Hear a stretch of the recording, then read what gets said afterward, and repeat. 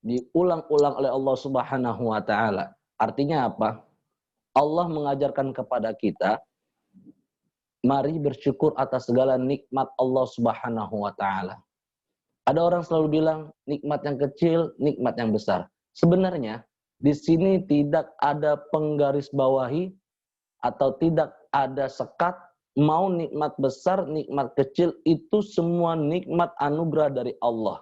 Jadi tidak ada nikmat kecil, nikmat besar, tidak ada. Semua nikmat adalah nikmat keistimewaan anugerah dari Allah. Gampang saja, kalau kita seandainya berpikir tentang apa yang ada di dalam diri kita, kita pasti akan merasa bersyukur dengan atas segala karunia Allah Subhanahu wa taala. Maka Imam Ghazali mengatakan, kalau engkau ingin menjadi orang yang bersyukur, makalah kenikmatan itu engkau lihat jangan kepada orang lain, tapi engkau lihat kepada dirimu, dan engkau akan merasakan nikmat itu begitu dalam. Contoh, orang yang sehat dengan orang yang sakit. Orang yang sakit akan melihat, oh enak ya, jadi orang sehat.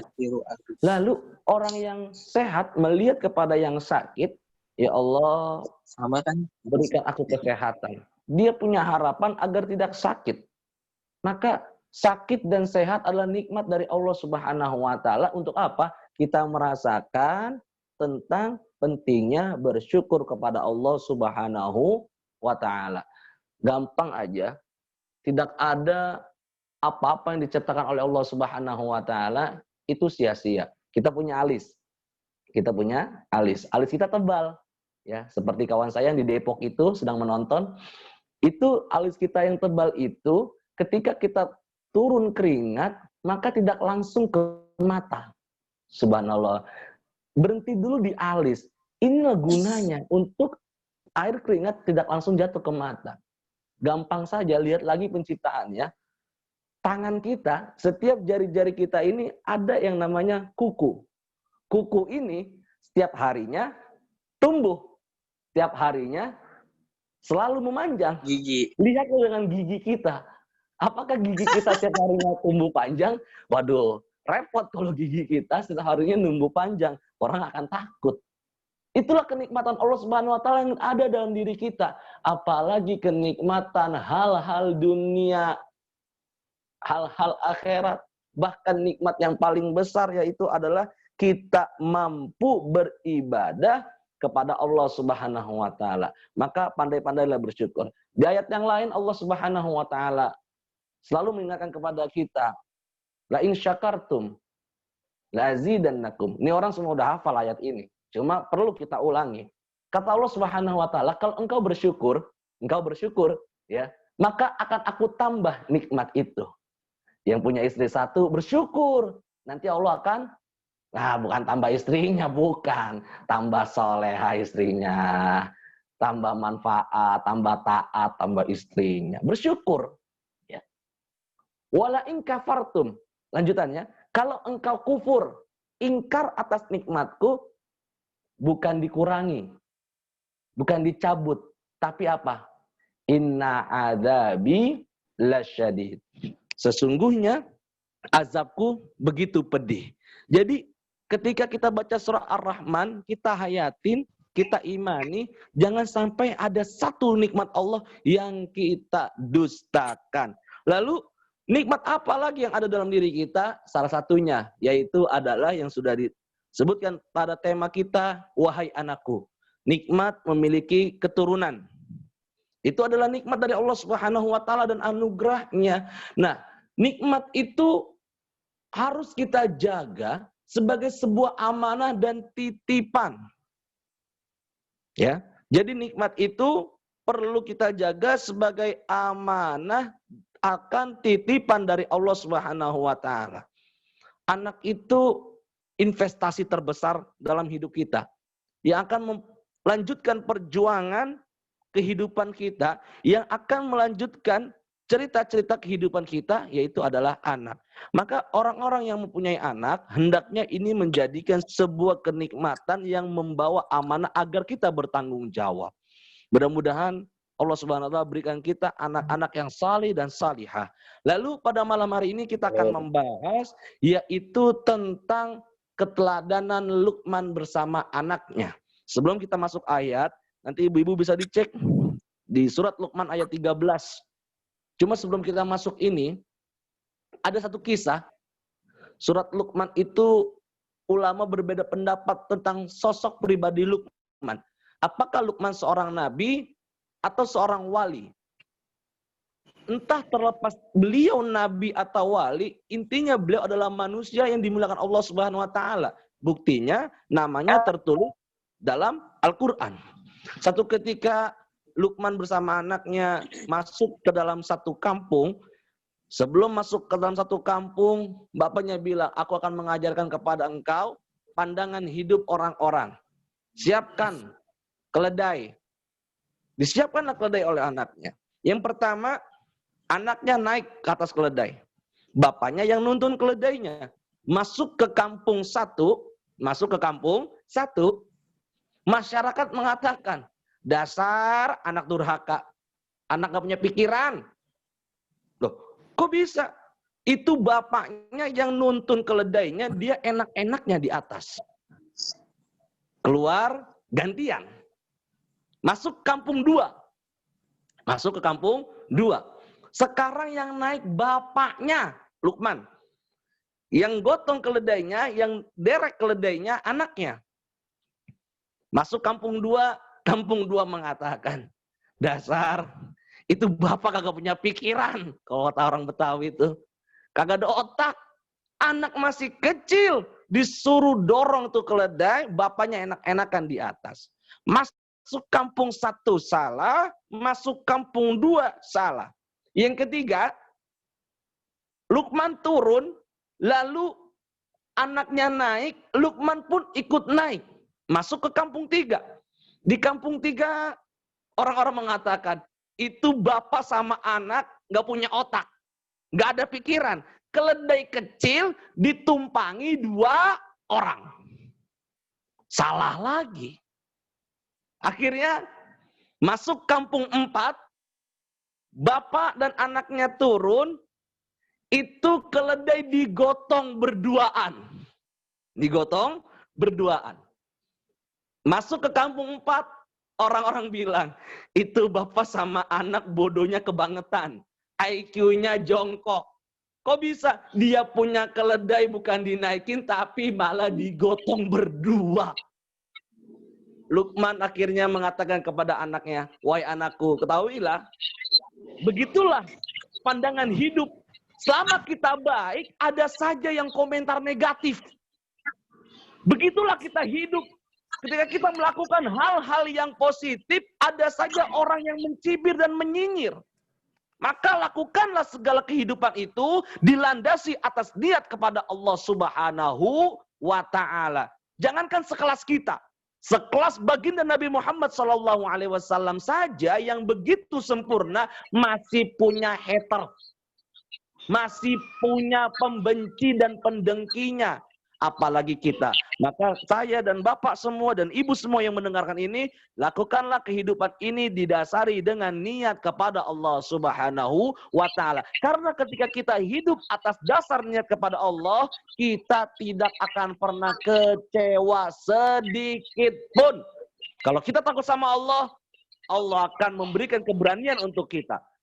Jadi bapak-bapak, niatkan semuanya karena Allah Subhanahu wa taala. Ibu-ibu, niatkan semuanya karena Allah Subhanahu wa taala. Nah, apa nasihat Luqman? Di ayat 13 Allah Subhanahu wa taala berfirman, "Wa idh qala Luqmanu libnihi wa huwa ya'iduhu ya bunayya la tusyrik billah inna syirka la zulmun azim."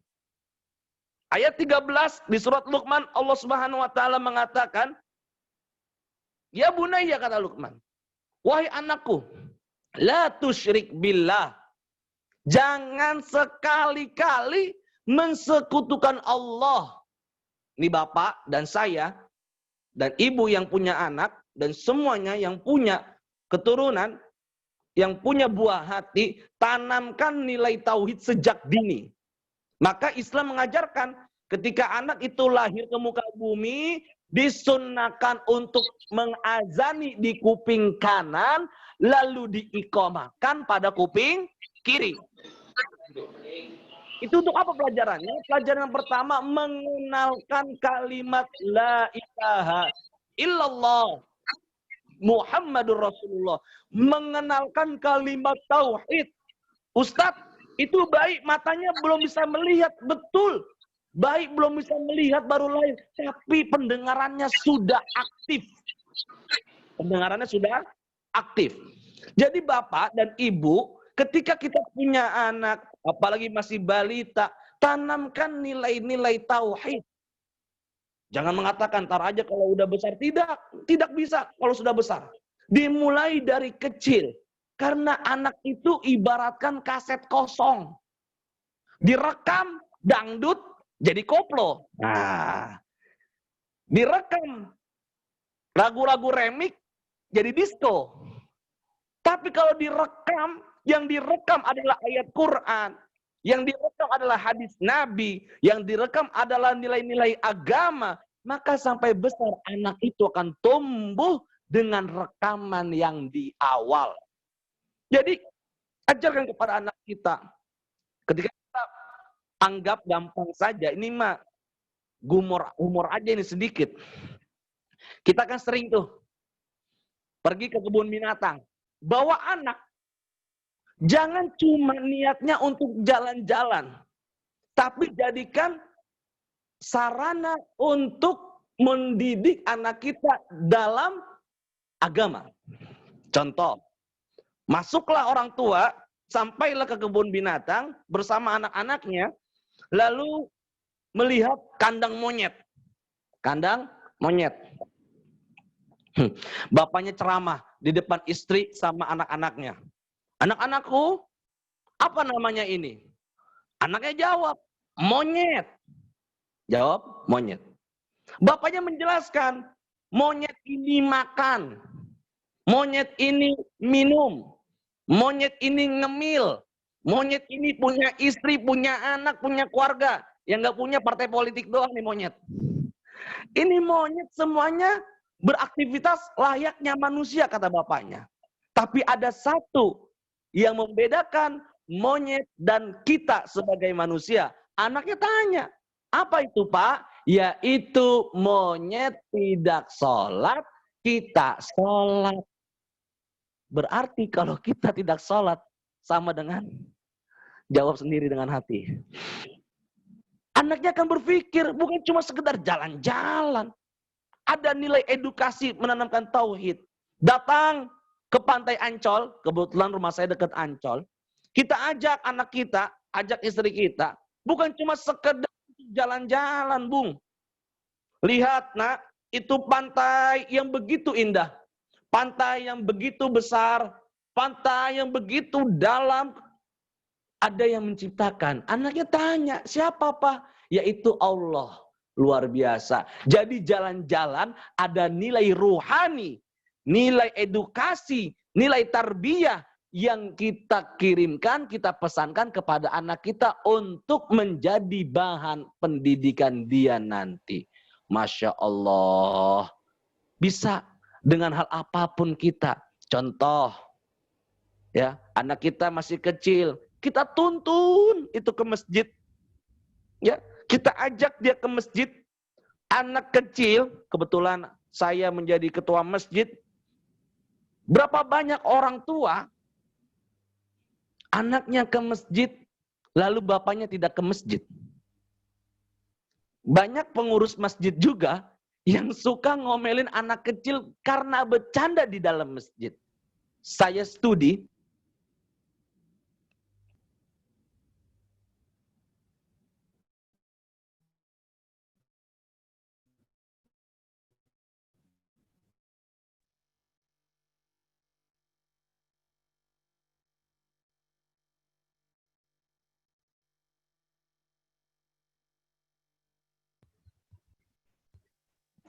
Lanjut, Ustaz.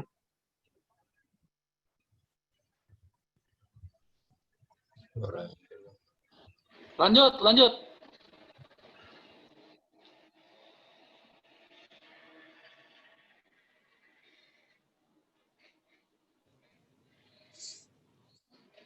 Ustadznya ke mute. Ustadznya mute.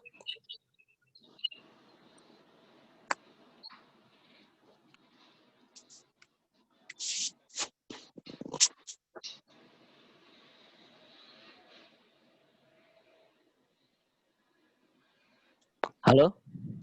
Oke. Ada kesalahan teknis Lanjut, ya, lanjut. maklum Zoom. Ya. Kita ke masjid bawa anak kita, ya. Terkadang ada pengurus masjid tuh sama anak kecil nggak sabaran karena anaknya itu suka bercanda. Permasalahannya bukan anak kecilnya bercanda karena orang tuanya nggak ikut ke masjid. Orang tuanya nggak nuntun dia. Ketika kita ajak anak kita, nah ikuti gerakan sholat. Kalau ruku, sujud, berdiri, salam. Nah, ini akan menjadi rekaman kepada anak Zoom, kita. Maka jadilah contoh terbaik. Ajarkan kepada anak kita jangan sampai mensekutukan Allah. Bagaimana caranya agar tidak menyekutukan Allah? Nauzubillah summa nauzubillah. Berapa banyak hari ini anak yang dimulai kenal dengan agama, diajarkan agama Islam, tapi ketika dewasa dia murtad. Berapa banyak? Murtad karena apa? Karena mau menikah beda agama, bisa jadi. Murtad karena kekurangan ekonomi, bisa jadi. Maka yang penting adalah bagaimana la tusyrik billah. Jangan mensekutukan Allah. Inna syirka la zulmun azim. Syirik itu, kata Allah Subhanahu wa taala, benar-benar zalim yang sangat besar. Jadi kalau ada pemimpin zalim, ya, ada orang yang zalim. Nah, ada yang di atas zalim, yaitu adalah syirik kepada Allah Subhanahu wa taala. Jadi penting sekali ajarkan kepada anak-anak ini untuk mengenal Allah Subhanahu wa taala. Anak ketika kita kecil, ajarkan, setelkan, yaitu adalah Quran. Yang diajarkan adalah hadis Nabi. Anak sekarang diajarinya TikTok. Bagaimana bangsa ini, agama ini akan baik kalau diajarkannya dari kecil TikTok? Emaknya main TikTok, anaknya akan niru. Ya, ini mah pandangan masyarakat begitu banyak. Hari ini kita bisa melihat seperti itu. Ya. Ajarkan dari mulai kecil, kenal dengan pengajian, antarkan. Kadang sedih, kita sedih. Saya ini juga termasuk guru ngaji. Kita kadang-kadang sedih, Masya Allah. Nah, tadi ada yang jawab TikToknya buat dakwah. Bagus kalau yang buat dakwah. Kalau yang buat joget, ajarkan anak kita ke masjid. Kadang-kadang ini mohon maaf, ya, kita punya uang, kita belikan anak kita pakaian bagus, betul. Kaos yang bagus, betul. Levi's yang bagus, betul. Tapi berapa banyak untuk masalah pengajian, Iqra saja kadang sudah robek. Kadang Iqra itu sampulnya udah hilang. Kadang Iqra itu foto pakainya dikasih gambar-gambar. Ustaz tahu dari mana? Saya guru ngaji, Pak. Saya tahu. Maka kadang-kadang saya menyesal, ya Allah. Pendidikan agama kita sampai di sini. Kenapa? Orang tua tidak memberikan contoh. Maka itu almarhum bapak saya selalu bilang, untuk agama jadikanlah prioritas utama. Jadi yang pertama pesan Luqman kepada anaknya, jangan sampai mensekutukan Allah. Lalu selanjutnya, wa wasainal insan biwalidayhi hamalatsu ummuhu wahnan ala wahnin wa fisaluhu fi amain anishkurli waliwalidayk ilayyal masyir. Yang selanjutnya adalah, ya, menanamkan hormat dan bakti kepada ibu dan bapak, terkhusus untuk ibu. Kenapa untuk ibu paling utama? Hamalatsu ummuhu wahnan ala wahnin. Dia melahirkanmu, ya, mengandungmu dalam keadaan letih, di atas letih. Itu bahasa apaan tuh? Kalau bahasa Indonesia tuh. Kalau bahasa Arabnya wahnan ala wahnin, benar-benar sakit. pengalaman ketika istri saya melahirkan itu luar biasa, Masya Allah. Bagaimana kita melihat perjuangan orang tua. Maka ketika kita akan sadar pentingnya bakti sama orang tua kalau kita udah jadi orang tua. Coba saya tanya Bapak, ketika anak sakit, hatinya langsung apa? Sedih. Hatinya langsung galau. Ibu, anak sakit, hatinya langsung bersedih. Pikiran langsung kacau karena melihat anak yang sedang sakit.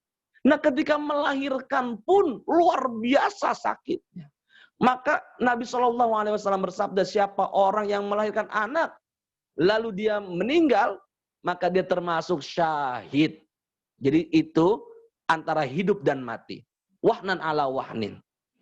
Kandungan pertama, bulan pertama masih biasa.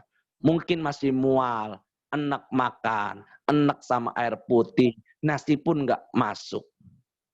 Bulan kedua, ya, mulai agak besar perut, sampai ke-7 udah mulai itu pinggang sakit, luar biasa.